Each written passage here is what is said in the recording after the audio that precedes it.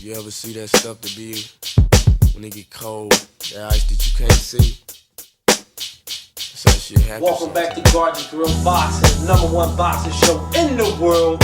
To my right, Sleep. To my left, Big Mike. Shout out to Ride or Die and my man, Dun Dots. Y'all know what it is. Docs Ortho. How should I address it? Manny Pacquiao? Oh, come on, Manny. man. Y'all know, this episode here is called Say Hello to the Bad Guy. Shout out to Jay-Z on this one.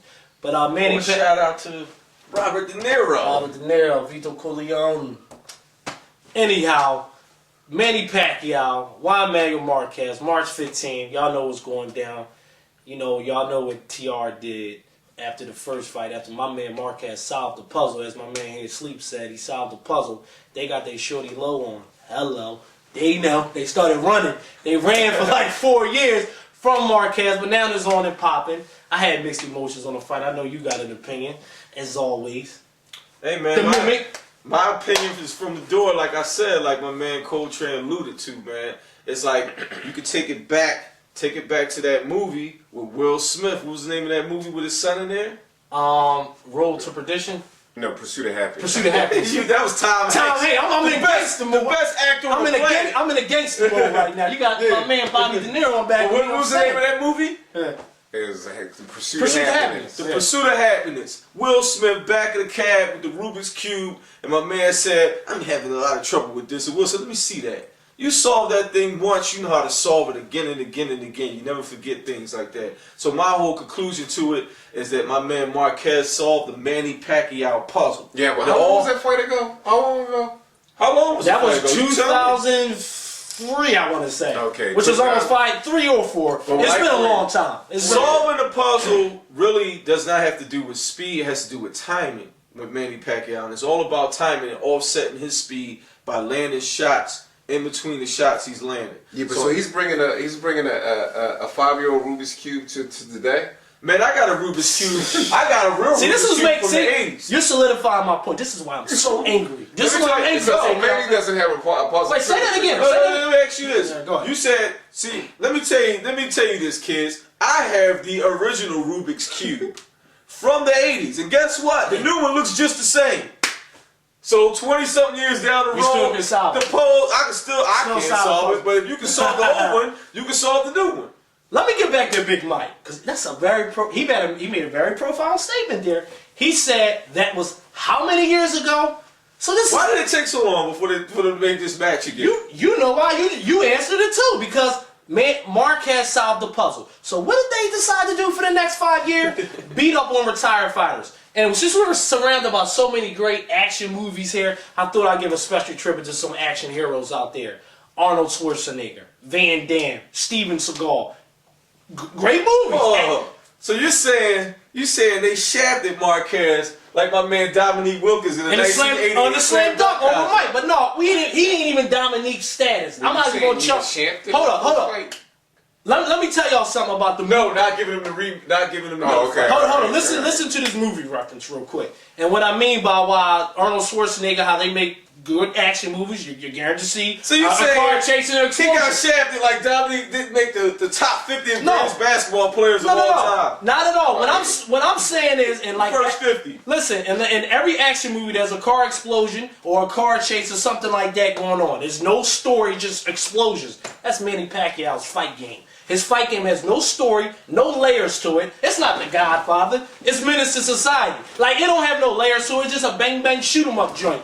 And yeah, there you go. 6 straight shots. That's all you got. That's all. Do it again, Sleep. The mimic here. 6 straight shots. That's Manny Pacquiao. I need some hair so you can see. And the problem with that is... The problem is here, let me get back to my point. Because I've seen him put a lot of people on the canvas with that. And I'll challenge it. He did. He knocked a lot of people out. Including my man. Hold up real quick. He got up like 5 times in the first round. No, he knocked him down, but he weathered the storm and he figured him out. And some people thought he won the fight. He rocked his world in that first round. The fight should have been stopped. Why? Why should have been stopped? He got knocked down like 4 or 5 times. It wasn't a 3 knockdown rule. He got up, and every time he got up, he was cool. A lot of times he wasn't hurt. He was hurt. There was a lot of flash knockdowns, all balanced knockdowns. All right. This is what I'm saying. Balanced knockdowns. All balanced knockdowns. He was bleeding like a sib. Nah, man. And they fought to what? That that left foot, that And left they fought to what? How did he? Let me ask. So he just got the I gotta ask. he's a kid who just got the Rubik's Cube. In the first week, he's not going to solve it. The 12th week, he said, aha. So they fought to a draw. How did I Marquez? actually thought he got robbed that fight. Manny Who? did. I thought Manny You thought Manny got robbed? I thought he got robbed. You outboxing the rest of the fight, big. Yeah, no. 6 straight shots. That's what I he think thought. it was a lot. Bang, bang, it was bang, bang. evenly matched. All right, there was some rounds that he won, no doubt. And there was some rounds that Manny won. Listen, he's been handled with kid gloves at 35. He had a great low when he was bantam and fighting these smaller divisions. But since he's been at 35, you know, he's been fighting safe fights. Okay, he fought Morales 2 times. Now Morales beat him the first time. He knocked Morales out the second time. Morales was pretty much done. Oh, see, you know what? No, hold on. Come on. No, because I gotta take Morales would have boxed circles around him 6 or 7 years prior to that fight. And you know that, Big Mike. Aaron Morales is one of the greatest Mexican fighters to ever lace up a pair of gloves. He put Morales on his behind. Yeah, because Morales, like what I said, Morales was doing? like I said in the Vasquez piece, Barrera and Marquez. Hold on. Barrera and Marquez basically canceled, and Morales basically canceled each other out with their wars. So they pretty much were shot fighters. So that's pretty much on his resume. You take Marquez on the other end. He fought a young and up and coming Chris John. He fought a young and Juarez is considered a veteran fighter, but he's still a young and known fighter. Who on Manny Pacquiao resume that really, and any of y'all bet not email me with Salas and Juarez and all the rest of them ABCD fighters he was fighting. Who did he fight to put him as the number 2 ranked fighter in the world? And I told you, he gets no strikes from me for Barrera and Morales because they were both old and tired fighters that probably should be retired. And I thought Barrera and Morales is probably the 2 best Mexican fighters that ever laced up a pair of gloves.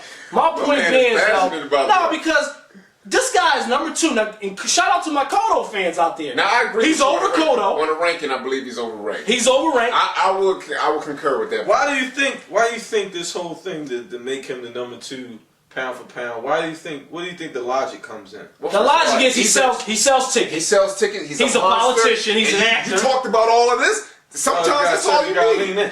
Sometimes that's all you need. He's a little guy. He's knocking people out there. And he's a superstar. He's a superstar. He brings the fight to you. He's a great athlete. He brings the fight to you. But if you box and give you movement, you can expose this cat. Okay. I'm just saying he's a number 2. My main beef with Manny Pacquiao is, how are you the number 2 ranked fighter in the world? Rank himself. And your resume in the last 3-4 years is beating up on 2 old retired fighters and basically duck the guy that beat you the first time. And y'all come at people like Floyd Mayweather, and some people come at Miguel Cotto. Y'all come at Joe Calzaghe, who's fighting the best people in their division. Joe fought the best person at 68, who was Kessler. What? He went to his country in 40. Cotto fought Mosley, who a lot of people didn't give him a chance to fight against. And people picked Zab to beat Cotto. Some people picked Zab.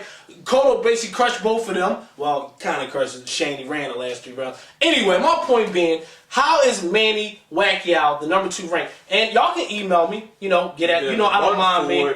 Run for it, run. No, it's hello. They know. But anyhow, that's a variation. You better run for it, run for it, run. So man, let's get into the fight. Now. Okay. No, I just wanted to put him on blast. And Manny Pacquiao fans, get at me, especially you, Battle Span, because I know you're a personal apologist for Manny Pacquiao. No, I'm just messing with you, but y'all, I'm taking emails all day. This is not charging your bill. No, I don't want them indicting the company. This is cold trade thinking. You ain't gonna knock me out. Who you gonna knock Manny out? No, he's gonna box him. It's not all about knockouts all the time. He gonna knock him out? He ain't gonna knock him out. He gonna expose him. He gonna expose him. And I'm a little worried, because you know how I feel about the company, when they put their fighters in there with, people like John Duddy, old Shane Mosley's, old Sweet Pea Whitakers. The company known for putting their fighters in there. What company are we talking about? Not TR Terror Squad. I know you think. Okay. I ain't trying to get our videos yanked, so I'm gonna leave the initials in there, TR. You know what I'm saying? That's just the company? That's the company. They and I'm just knowing their track record, and check the old videos when I pick. It's not Total Recall. No, it's not Total Recall. Against with Pop. Against with Pop. We're gonna leave that alone. But anyhow, I'm just a little worried. Top Rock? No. Top Rock? Have you been to the bank today? And we wasn't drinking today. This is all pure fun. Drinking? Don't go with I got your barrel juice. I got your barrel juice. Shout out to Slide on now.